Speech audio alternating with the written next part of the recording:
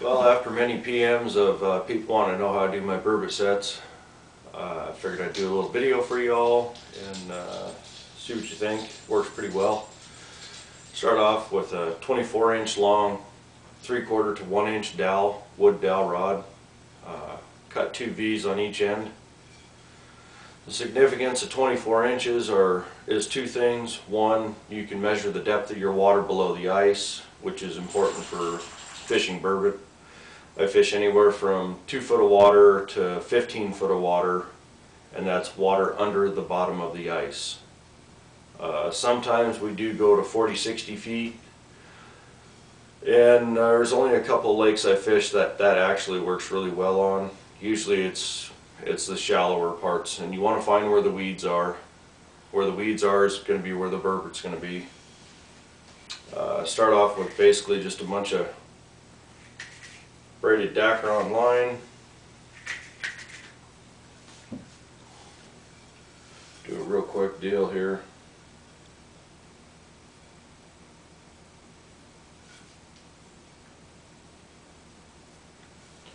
Start off in the center, braided Dacron, then you wrap it. This count would not count, but then you go 2 foot, 4 foot, 6 foot, 8, 10, 12, and so forth.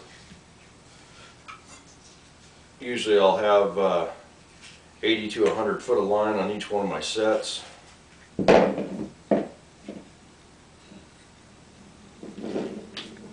This is just for quick demonstration purposes. We make ganyons for our hooks. Sometimes a burbot will take it deep in the stomach and it's just not worth fighting trying to get the hook out, so we always have ganyons set up, pre-made. Tie just a little loop on one end. This is a Gamakatsu 8/0 circle hook. Works really well. And you could do this a couple of different ways. Usually I end up doing just a quick loop on the end for the hook as well. It makes it real easy just to throw the hooks on real quick, and not only that, the burbot have real sandpaper style, like bass almost, in their mouths. So just a little extra line right here where they'd be chewing on it would be, kind of helps from fraying the line. If I can get it through here or not.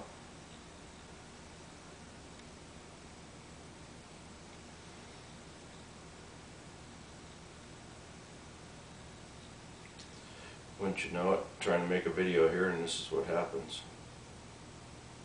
There it is. Pull your loop through like that. Just run it over the hook and you're set. Here's your ganyon set up. Usually anywhere about 24 inches from the top of the loop to the bottom of the hook. And then on the rod, we use egg sinkers, sliders, anywhere from 1/2 to 1 ounce, whatever you got left over in your tackle box.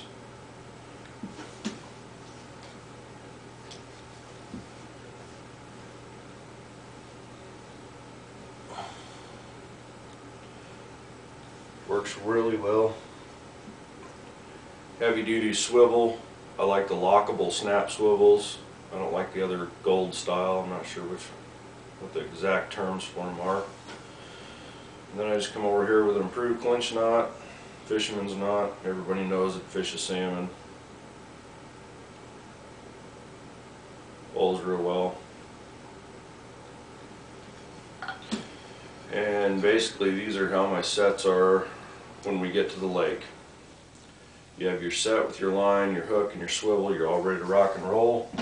Not wasting any time. Got your ganyon set. Take a piece of cardboard, cut some slots in and put your hook through there, and you can wrap your ganyon around it so you have individual ganyons all set.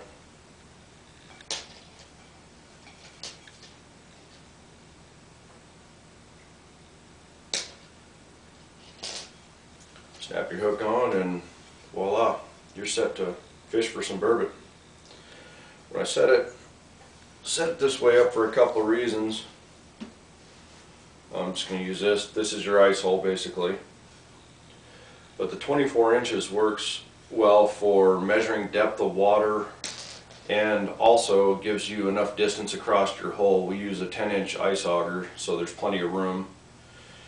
Basically bait your hook. We use herring. Drop it to the bottom. Set your stick across the hole.